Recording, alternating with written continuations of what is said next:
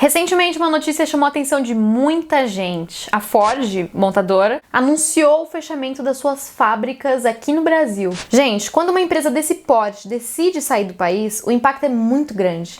A gente está falando de milhares de empregos que ajudam pessoas a sustentarem as suas famílias. Como o aumento de desemprego sempre gera uma pressão, um desconforto no presidente, o nosso atual presidente, Jair Bolsonaro, se defendeu dizendo que, na verdade, a Ford só queria uma tetinha do Estado. E o falta de bem de negócio, na verdade, eles tiveram subsídios nossos ao longo dos últimos anos de 20 bilhões de reais.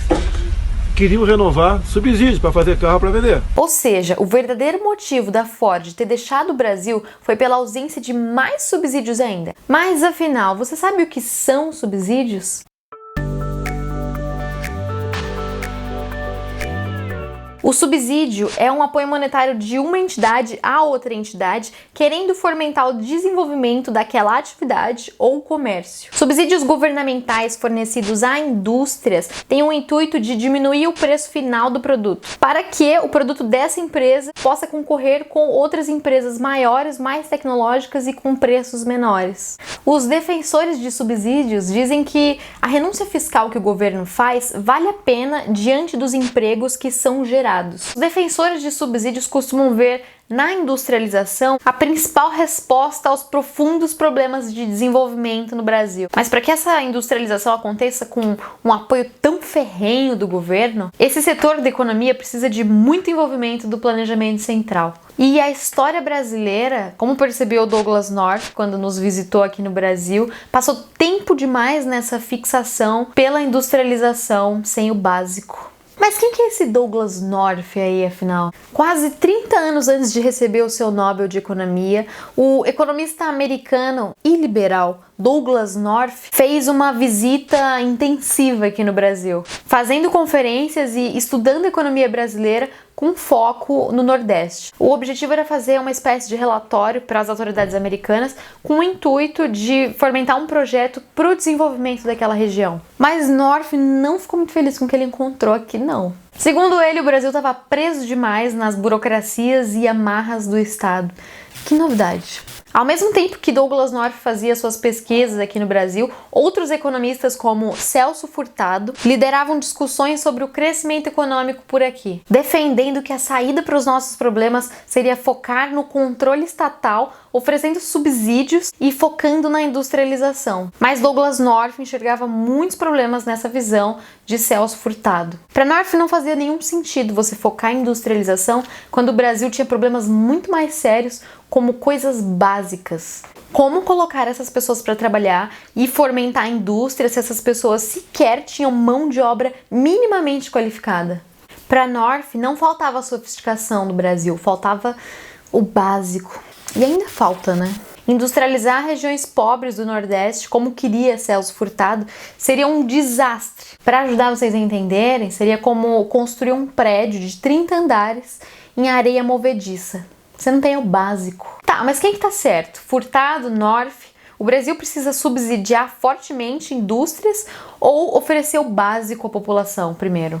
Para responder essa pergunta, vamos falar do caso da Ford. A Ford recebeu 20 bilhões em incentivos desde 2000 e, ao todo, os benefícios às montadoras no Brasil somam 69 bilhões. Dinheiro esse que, no fim das contas, não garantiu que a Ford continuasse produzindo carros no Brasil. Subsídios funcionam? Isso remete a uma longa discussão entre economistas e políticos. Furtado e North foram parte dessa discussão aqui no Brasil. E tantos anos depois, é muito fácil responder essa pergunta. Subsídios não funcionam.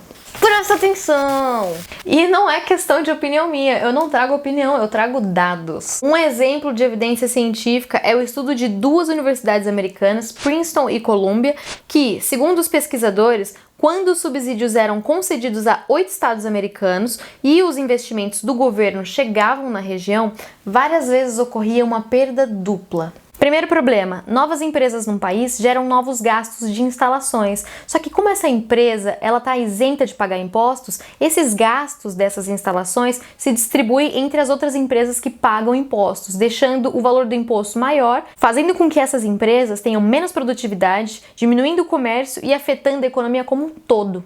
Segundo problema, essa renúncia fiscal do Estado pesa sobre a qualidade dos serviços do Estado à população. E aí a gente entra num trade-off. Dar subsídios a empresas ou investir mais em educação? São fundos estatais que poderiam estar indo para a melhoria de escolas públicas, ao invés de montadoras. Num país como o Brasil, em que só 8% da população domina a sua língua materna, a escolha não deveria ser difícil, né?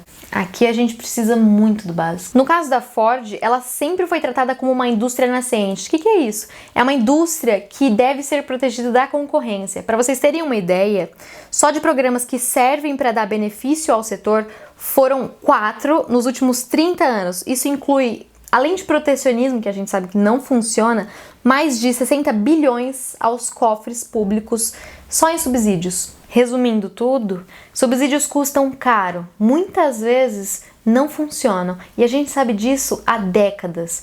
Não é à toa que North tinha tantos admiradores aqui no Brasil. Não oferecer o básico a quem mais precisa e favorecer certas empresas já deu muito errado várias vezes. E no radar das reformas que nosso país precisa, subsídios deveriam ser rediscutidos. Se você gostou do vídeo e quer aprender mais sobre economia de uma forma fácil, sem economês, deixe seu joinha aí embaixo, comenta o que você achou do vídeo, dá sugestão, se inscreve no canal, ativa o sininho para você receber os próximos vídeos e valeu, gente!